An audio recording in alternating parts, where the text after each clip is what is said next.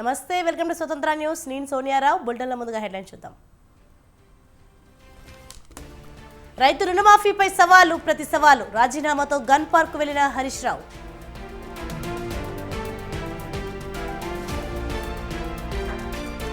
ప్రజలకు ఇచ్చిన హామీలు అమలు చేయించడమే మా కర్తవ్యం, రాజకీయాల కంటే ప్రజల ప్రయోజనాలే ముఖ్యమన్న హరీష్.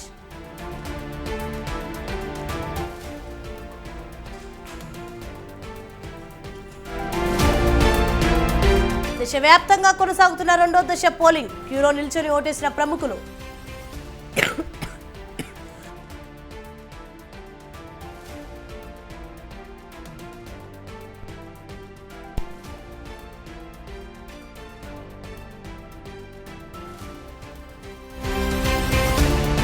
మలి విడత ఎన్నికల ప్రచారానికి సిద్ధమైన జగన్. ఈ నెల 28 నుంచి ఎన్నికల ప్రచారం.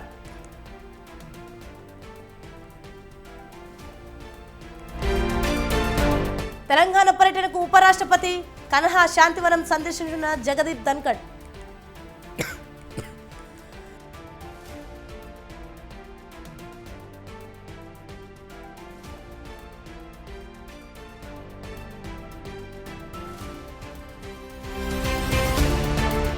ముగిసిన చిలుకూరు బాలాజీ స్వామివారి బ్రహ్మోత్సవాలు, మిన్నంటిన గోవిందుని నామస్మరణలు.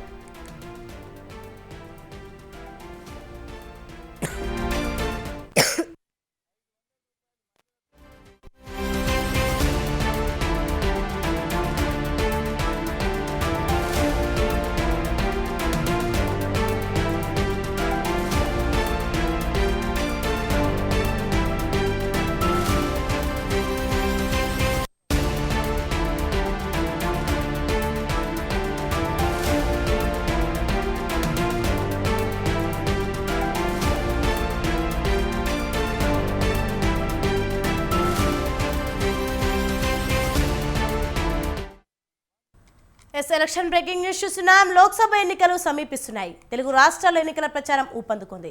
అందరికన్నా ఏపీ సీఎం జగన్ ప్రచారంలో ముందున్నారు. ఇప్పటికే సిద్ధం మేమంతా సిద్ధం పేరుతో ప్రజల్లోకి వెళ్లిన ఆయన మలి విడత జైత్రయాత్రకు సిద్ధమయ్యారు.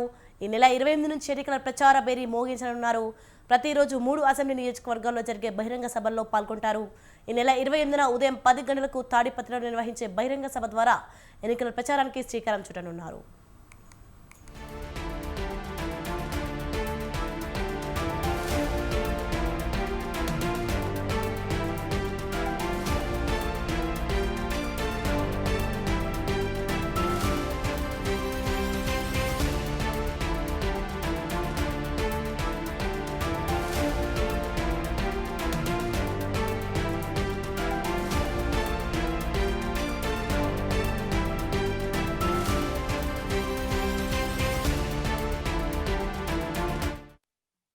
అదే రోజు మధ్యాహ్నం 12:30 గంటలకు వెంకటగిరిలో, 3 గంటలకు కందుకూరులో జరిగే బహిరంగ సభల్లో పాల్గొంటారు.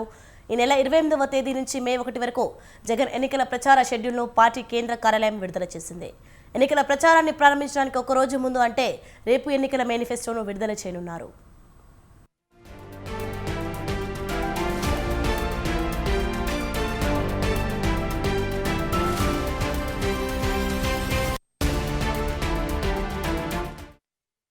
ఎన్నికల తొలి విడత ప్రచారంలో భాగంగా గత నెల 27న వైఎస్ఆర్ జిల్లా ఇడుపులపాయలో వైఎస్ఆర్ ఘాట్ వద్ద నివాళులర్పించి మేమంతా సిద్ధం బస్సు యాత్ర చేపట్టారు సీఎం జగన్. ఈ నెల 24న శ్రీకాకుళం జిల్లా అక్కవరం వద్ద నిర్వహించిన సభతో ముగించారు. 22 రోజుల పాటు 23 జిల్లాలో 86 నియోజకవర్గాల్లో 2188 కిలోమీటర్ల మేర సాగిన బస్సు యాత్ర పొడవునా ప్రజలు సీఎం జగన్ కు బ్రహ్మరథం పట్టారు.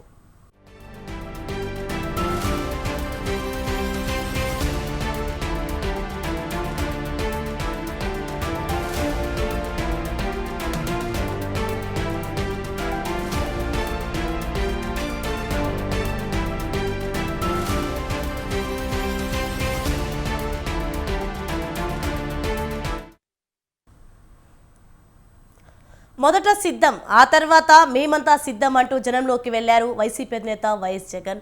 బస్సు యాత్ర వైసీపీ జైత్రయాత్రకు సంకేతమని అభివర్ణించిన ఆయన జగన్కు ఓటేస్తేనే పథకాలన్నీ కొనసాగుతాయి, అదే చంద్రబాబుకు వేస్తే పథకాలన్నింటికీ ముగింపేనంటూ విమర్శనాస్త్రాలు సంధించారు. అంతేకాదు తన కోసం వెలువలా కదిలి వచ్చిన పార్టీ నేతలు శ్రేణులు సామాన్య ప్రజానికాన్ని ఉర్రు తొలగించేలా 175కు 175 అసెంబ్లీ సీట్లు, 25కు 25 ఎంపీ స్థానాలు గెలవాల్సిందేనని మరోసారి నినదించారు ఆయన. ఈ నేపథ్యంలో మేమంతా సిద్ధం బస్సు యాత్ర జరిగిన తీరుతెన్నులపై ఓ లుక్కేద్దాం.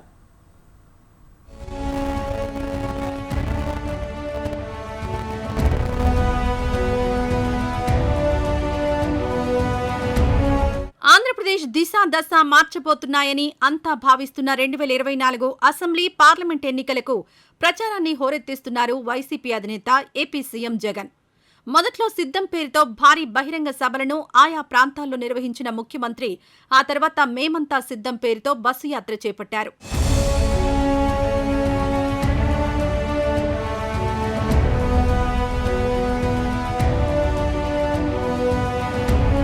ఇడుపులపాయి నుంచి ప్రారంభమైన మేమంతా సిద్ధం యాత్ర 20 రోజుల పాటు 22 జిల్లాల్లో కొనసాగింది.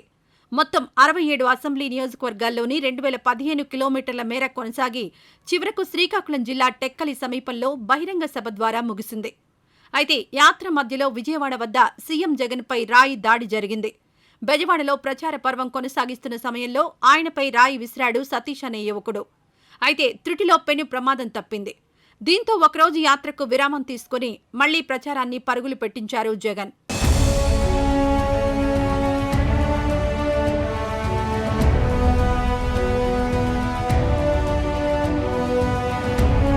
బస్సు యాత్రలో భాగంగా ఎక్కడికక్కడ ప్రజలతో మమేకమవుతూ ముందుకు కదిలారు సీఎం జగన్. కొన్ని చోట్ల పార్టీ నేతలు, కార్యకర్తలతో పాటు స్థానికంగా ఉన్న మేధావులతోనూ సమావేశమవుతూ సలహాలు, సూచనలు స్వీకరించారు. ఇక ముందుగా నిర్ణయించిన ప్రకారం కొన్ని నియోజకవర్గాల్లో భారీ బహిరంగ సభల్లో పాల్గొన్నారు. ఆయా ప్రాంతాల నుంచి పోటీ చేసే ఎమ్మెల్యే, ఎంపీ అభ్యర్థుల్ని ప్రజలకు పరిచయం చేయడంతో పాటు పార్టీని గెలిపించాల్సిందిగా అభ్యర్థించారు జగన్.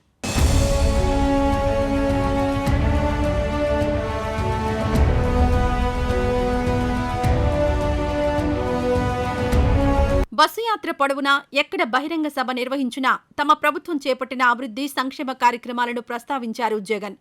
మీ ఇంట్లో మేలు జరిగిందని భావిస్తేనే ఓటు వేయాలని కోరారు.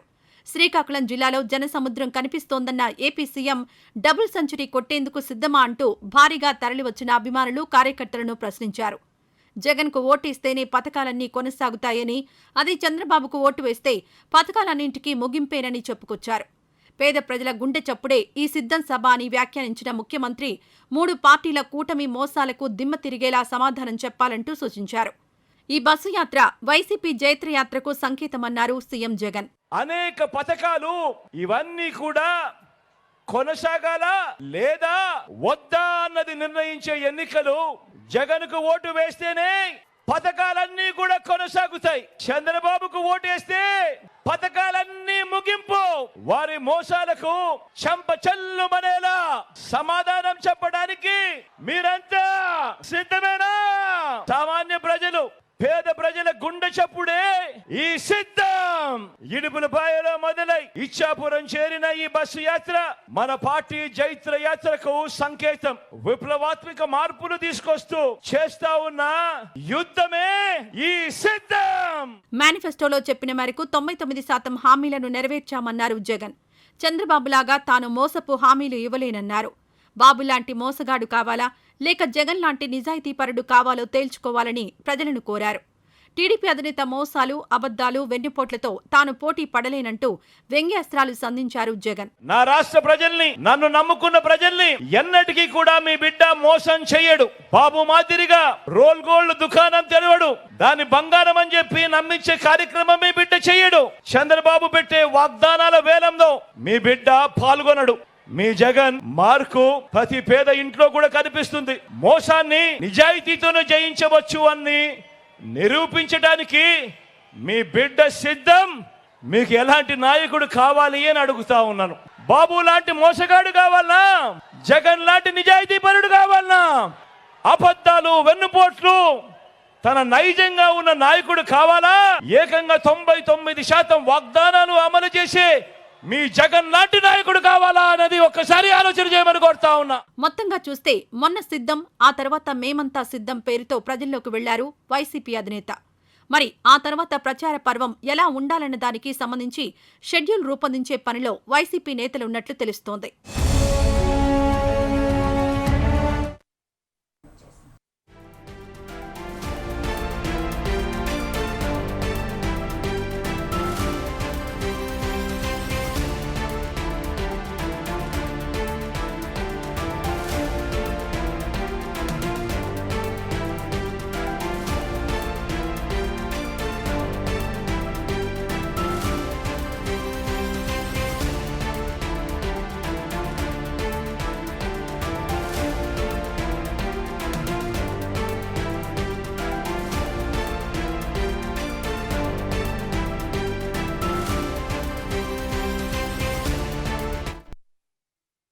బ్రేకింగ్ న్యూస్ చూస్తున్నాం. సుప్రీంకోర్టు కీలక నిర్ణయం తీసుకుంది. ఈవీఎం వీవీప్యాట్లను 100% సరిపోల్చవలసిందిగా ఆదేశించాలని కోరుతూ పెద్ద ఎత్తున దాఖలైన పిటిషన్లను సుప్రీంకోర్టు తోసిపుచ్చింది. అన్ని పిటిషన్లను సుప్రీంకోర్టు తిరస్కరించింది.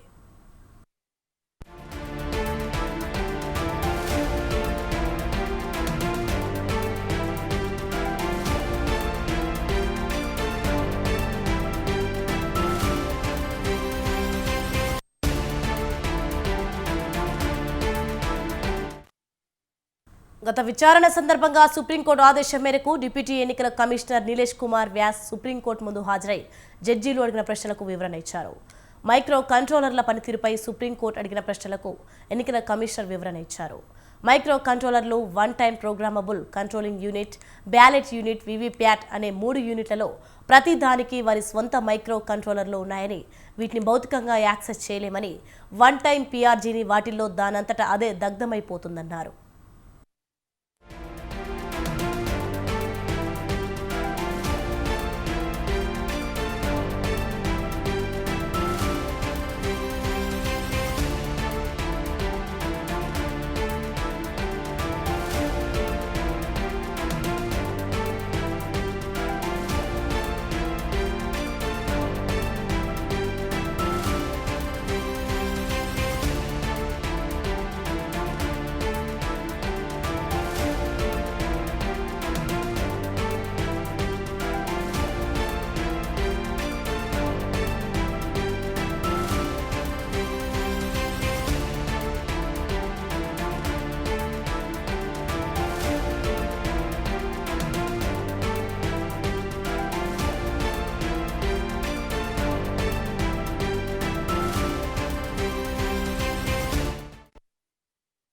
బ్రేకింగ్ న్యూస్ చూస్తున్నాం. సుప్రీంకోర్టు కీలక నిర్ణయం తీసుకుంది. ఈవీఎం వీవీప్యాట్లకు సూటిగా 100% సరిపోల్చవలసిందిగా ఆదేశించాలని కోరుతూ పెద్ద ఎత్తున దాఖలైన పిటిషన్లను సుప్రీంకోర్టు తోసిపుచ్చింది. అన్ని పిటిషన్లను సుప్రీంకోర్టు తిరస్కరించింది.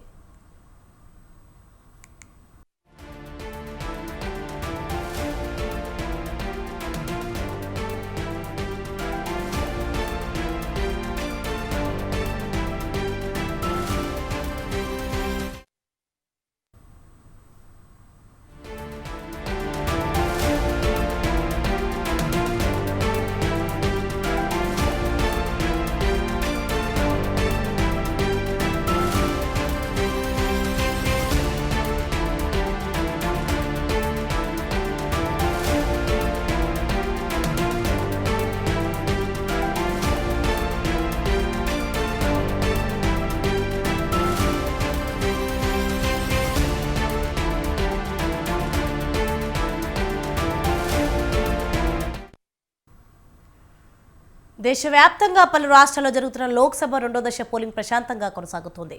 ఉదయం నుంచే ఓటర్లు బారులు తీరుతున్నారు. 13 రాష్ట్రాల్లోని 88 స్థానాలకు ఓటింగ్ జరుగుతోంది. భారీగా తరలివచ్చిన ఓటర్లు పోలింగ్ బూత్ల వెలుపల వరుసలో ఉన్నారు. సామాన్యులతో పాటు ప్రముఖులు కూడా తమ ఓటు హక్కును వినియోగించుకున్నారు.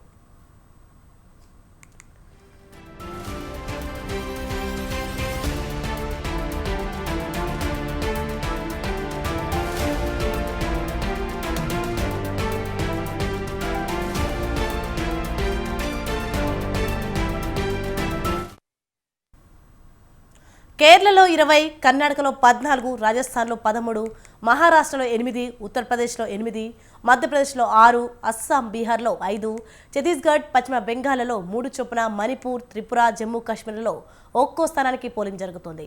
నిజానికి రెండో దశలో 89 నియోజకవర్గాలకు పోలింగ్ జరగాల్సి ఉంది. కానీ మధ్యప్రదేశ్లోని బేతుల్ నియోజకవర్గ బీఎస్పీ అభ్యర్థి మృతి చెందడంతో అక్కడ పోలింగ్ రీషెడ్యూల్ అయింది. కేరళలోని మొత్తం 20 లోక్సభ స్థానాల్లోనూ శుక్రవారమే ఓటింగ్ పూర్తి కానుంది. కేరళలోని అలపుబ్బా లోక్సభ నియోజకవర్గం పరిధిలో కాంగ్రెస్ నేత కేసీ వేణుగోపాల్ ఓటు వేశారు. మొదటి దశ పోలింగ్ తర్వాత ప్రధానమంత్రి భయాందోళనకు గురవుతున్నారని కేసీ వేణుగోపాల్ అన్నారు.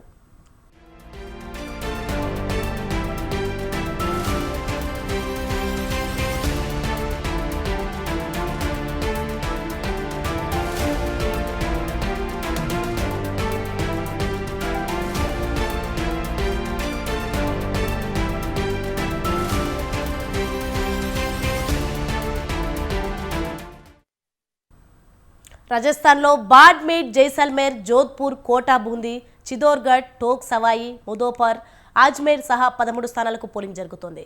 152 మంది అభ్యర్థులు తమ అదృష్టం పరీక్షించుకుంటున్నారు. కోటా బూందీ స్థానం నుంచి లోక్సభ స్పీకర్ ఓం బిర్లా, జోధ్పూర్ స్థానం నుంచి కేంద్ర మంత్రి గజేంద్ర సింగ్ షెకావత్ బరిలో ఉన్నారు. వీరిద్దరూ హ్యాట్రిక్ విజయాల కోసం ప్రయత్నిస్తున్నారు. ఈ విడతతో రాజస్థాన్లో ఓటింగ్ పూర్తి కానుంది. రాష్ట్రంలోని మొత్తం స్థానాలు 25 ఉండగా ఇప్పటికే 12 స్థానాలకు తొలి దశలోనే పోలింగ్ ముగిసింది.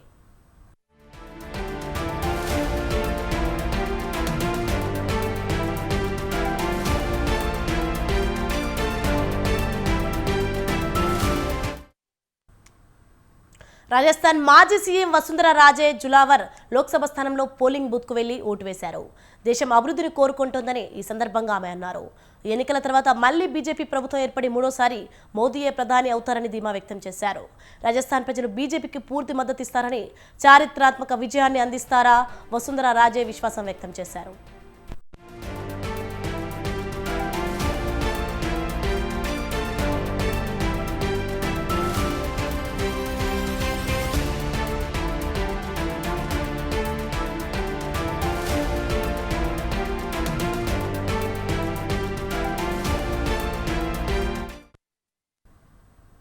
ప్రజాస్వామ్యాన్ని కాపాడేందుకే ఎన్నికలు జరుగుతున్నాయన్నారు రాజస్థాన్ మాజీ సీఎం, కాంగ్రెస్ నేత అశోక్ గెహ్లాట్.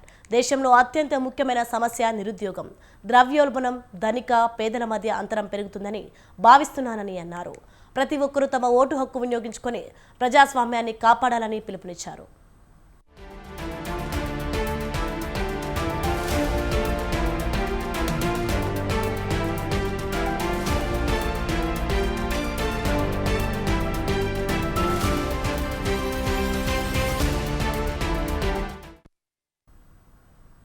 కర్ణాటకలో పోలింగ్ ప్రశాంతంగా కొనసాగుతోంది. కేంద్ర మంత్రి బీజేపీ నాయకురాలు శోభా కరంద్లాజే బెంగళూరులోని పోలింగ్ బూత్లో ఓటు వేశారు.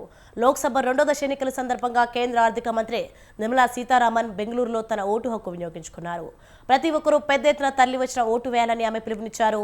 కేంద్రంలో మరోసారి మోదీ అధికారంలోకి రావడం ఖాయమన్నారు. నటుడు ప్రకాష్ రాజ్ బెంగళూరులోని ఓ పోలింగ్ కేంద్రంలో ఓటు వేశారు. తనకు నమ్మకం ఉన్న అభ్యర్థికే ఓటు వేశానని ప్రకాష్ రాజ్ అన్నారు. పార్టీల మేనిఫెస్టోలోని అంశాలకు సంబంధించి రెండో దశని తెలిపారు. ద్వేషానికి, దేశాన్ని విభజించే వ్యక్తులకు వ్యతిరేకంగా ఓటు వేశానని చెప్పారు.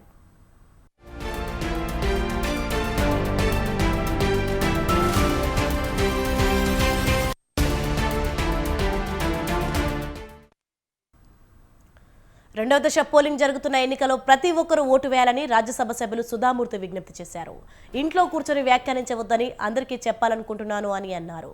దయచేసి బయటకు వచ్చి మీ నాయకుడిని ఎన్నుకోండి అంటూ సుధామూర్తి పిలుపునిచ్చారు.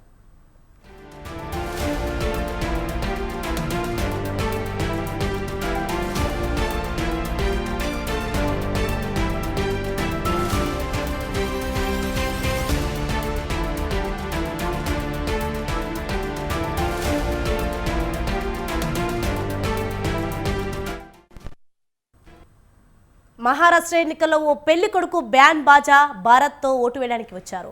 పెళ్లి కొడుకుతో పాటు పెళ్లి బృందం కూడా అమరావతిలోని పోలింగ్ బూత్కు చేరుకున్నారు. ఈ సందర్భంగా ఓటు ప్రాముఖ్యతను వివరించారు. పెళ్లికి ముందు అభివృద్ధికి ఓటు వేశానని చెప్పారు.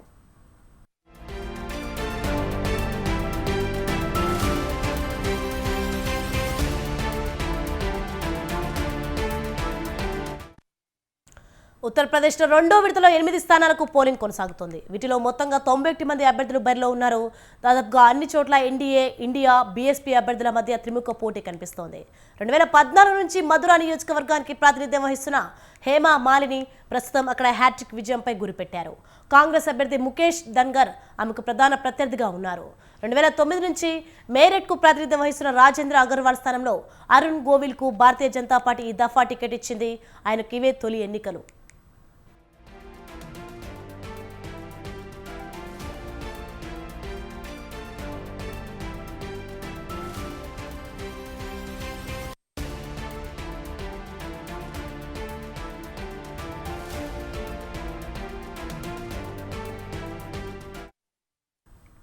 ఛత్తీస్గఢ్లో 3 నియోజకవర్గాలకు పోలింగ్ కొనసాగుతోంది. రాష్ట్రంలో 30 ఏళ్లుగా బీజేపీకి కంచుకోటగా ఉన్న రాజ్నాథ్ గావ్ స్థానంలో ఈసారి కాంగ్రెస్ అభ్యర్థిగా మాజీ సీఎం భూపేష్ బఘెల్ బరిలో దిగారు. అక్కడ కమలదళం సిట్టింగ్ ఎంపీ సంతోష్ పాండే మరోసారి పోటీ చేస్తున్నారు. ఈయన మాజీ ముఖ్యమంత్రి రమణ్ సింగ్ కుమారుడు. అస్సాంలో కరీంగంజ్, సిల్చార్, దిఫు, నగావ్, దరాంగ్, ఉదల్గురి స్థానాలకు పోలింగ్ జరుగుతోంది.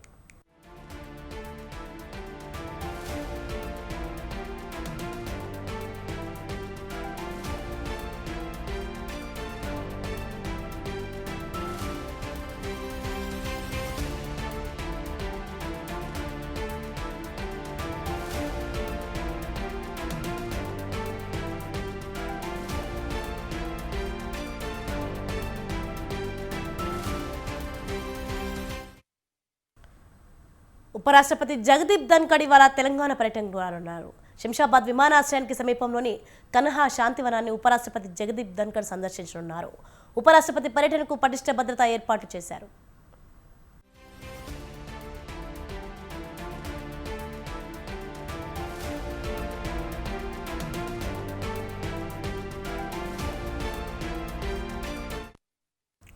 ఉపరాష్ట్రపతి పర్యటన సందర్భంగా నేడు హైదరాబాద్లోని పలు ప్రాంతాల్లో ట్రాఫిక్ ఆంక్షలు అమల్లో ఉండనున్నాయి.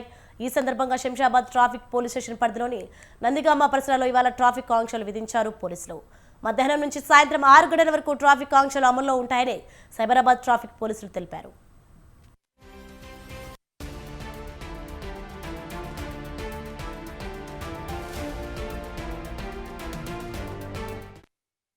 హైదరాబాద్ నుంచి వచ్చే వాహనాలను గొల్లపల్లి టోల్ గేట్ వయా పెద్ద గోల్కొండ మీదుగా ముంచింతల్, మన్సాన్పల్లి ఎక్స్ రోడ్, అమీర్పేట్, తిమాపూర్, షాద్నగర్ మీదుగా మళ్లిస్తారు. వాహనదారులు ప్రత్యామ్నాయ మార్గాల ద్వారా గమ్యస్థానాలకు చేరుకోవాలని పోలీసులు సూచించారు.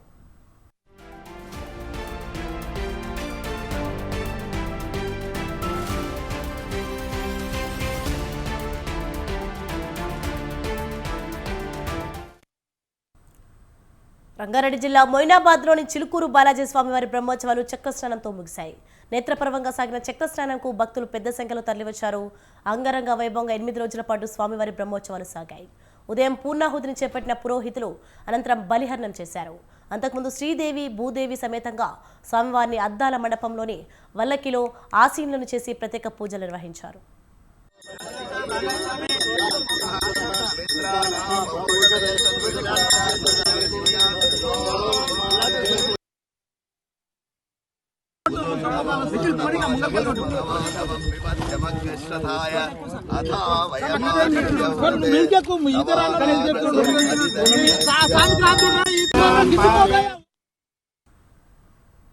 తెలుగు రాష్ట్రాల్లో ఎండల తీవ్రత కొనసాగుతుంది. పగలు రాత్రి తేడా లేకుండా ఉక్కపోత వాతావరణం కొనసాగుతుంది. ఇరు రాష్ట్రాల్లో గరిష్ట ఉష్ణోగ్రతలు 45 డిగ్రీలు దాటేశాయి. దీంతో ప్రజలు ఉక్కిరి బిక్కిరవుతున్నారు. రానున్న 3 రోజుల్లో ఉష్ణోగ్రతలు మరింతగా పెరుగుతాయని వాతావరణ శాఖలు హెచ్చరిస్తున్నాయి. వడగాల్పులు అంతకంతకు పెరుగుతాయని ప్రజలంతా అప్రమత్తంగా ఉండాలని హెచ్చరిస్తున్నాయి.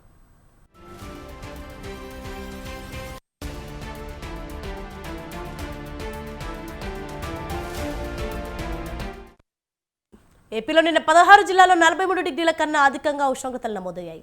దాదాపు 102 మండలాల్లో వడగాల్పులు వీచాయి. మరో 72 మండలాల్లో తీవ్ర వడగాల్పులు వీచాయి. రానున్న 3 రోజుల్లో రాయలసీమ, కోస్తాంధ్రలో ఉష్ణోగ్రతలు అత్యధికంగా నమోదు కావచ్చని వాతావరణ శాఖ చెబుతోంది. ఇవాళ ఏపీలో 174 మండలాల్లో వడగాల్పులు, 56 మండలాల్లో తీవ్ర వడగాల్పులు వీచే అవకాశం ఉందని హెచ్చరించింది.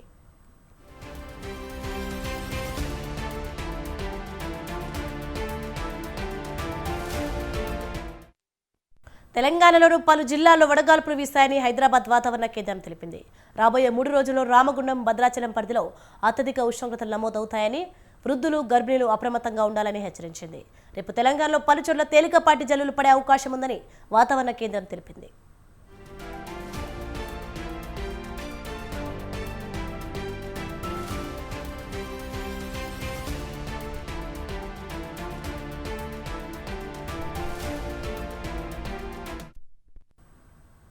ఐపీఎల్ తాజా సీజన్లో తిరుగు లేకుండా సాగుతున్న సన్ రైజర్స్ హైదరాబాద్ జట్టుకు అనూహ్య పరాజయం ఎదురైంది. గురువారం ఉప్పల్ స్టేడియంలో జరిగిన మ్యాచ్లో రాయల్ ఛాలెంజర్స్ బెంగళూరు 35 పరుగుల తేడాతో సన్ రైజర్స్పై విజయం సాధించింది. సొంత గడ్డపై ఆడిన మ్యాచ్లో హైదరాబాద్ జట్టును ఆర్సీబీ ఓడించింది.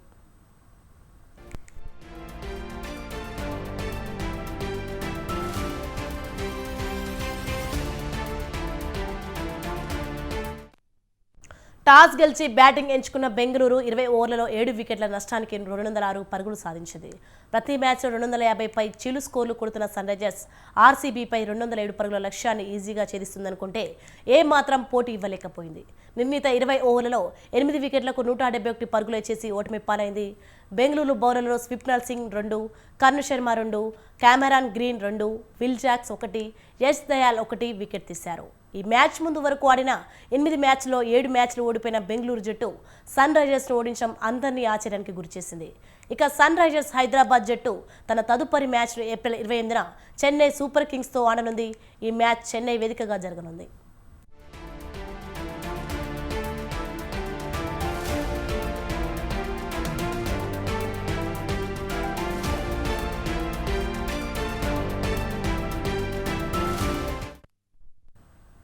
Yes, okay, we updates. For more updates, keep watching Swatantara News.